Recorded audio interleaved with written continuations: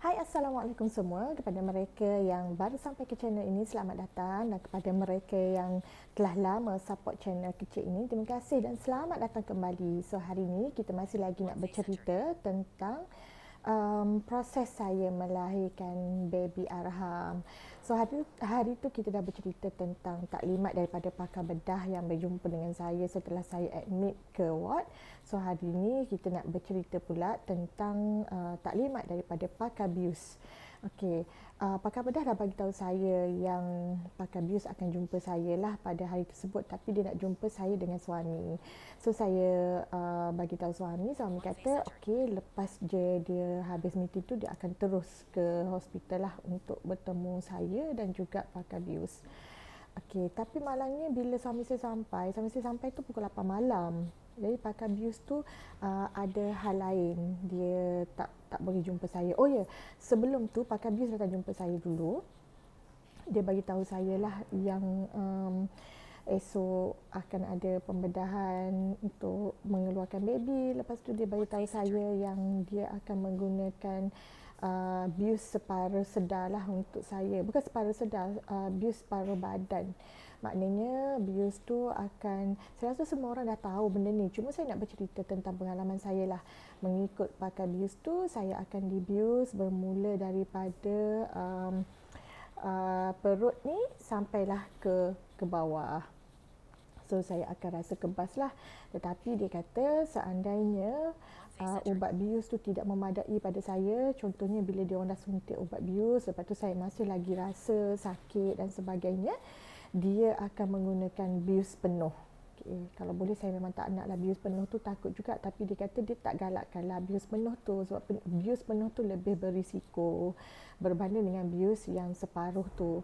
Dan pakar bius pun bagi tahu saya yang akan ada pasukan bius yang akan standby sepanjang operation tu berlaku. Sekiranya saya terasa sewaktu pembedahan berlaku, saya rasa sakit tu, mereka akan tambah dos ataupun mereka decide untuk bius terus, maksudnya bius penuh lah.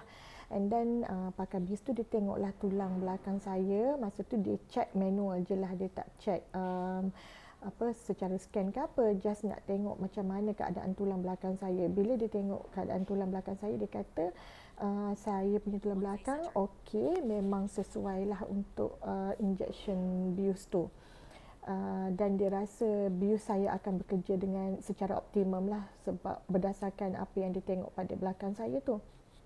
And then bila dia dah jumpa dengan saya, dia kata dia nak jumpa suami saya juga sebab saya ni special case, jadi dia perlukan tanda tangan daripada suami juga. Dia bukan saya seorang je yang dia nak tanda tangan.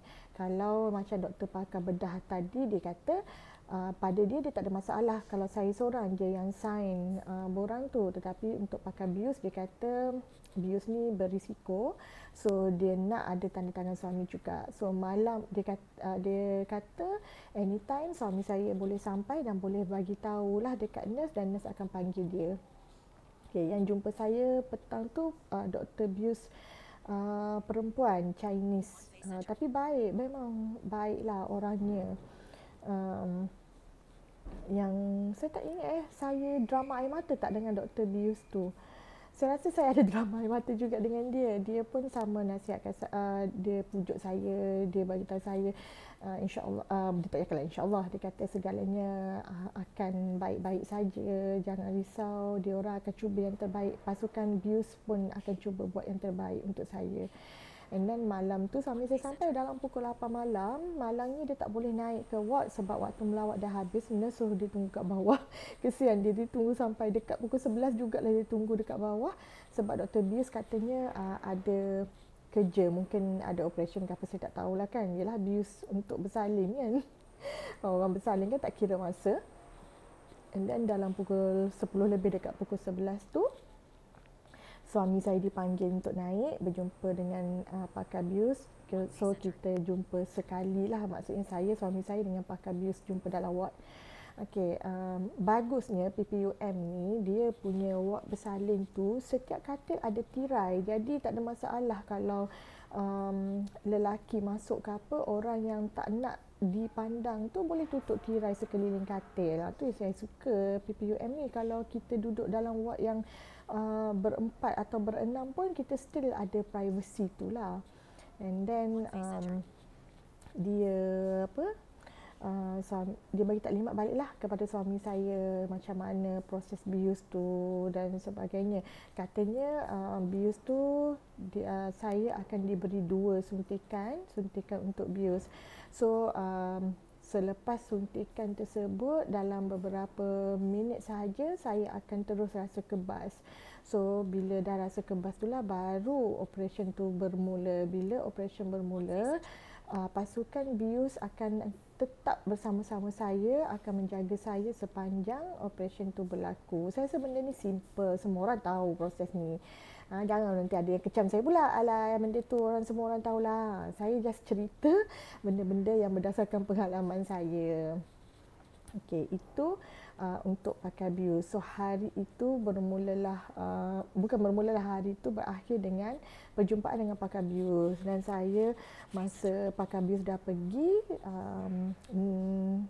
nurse datang, nurse kata minta suami saya keluar, tapi suami saya minta masa dengan nurse sekejap untuk berjumpa dengan saya sekejaplah secara privacy, nak bercakap dan sebagainya secara privacy. So memang malam tu rasanya macam malam yang sangat mengharukan. Saya rasa sedih sangat. Suami saya alhamdulillah bagi kekuatan dekat saya, cakap dengan saya insya-Allah tak ada apa-apa, semuanya akan selamat. So saya nangis-nangis dengan dia, minta maaf dengan dia.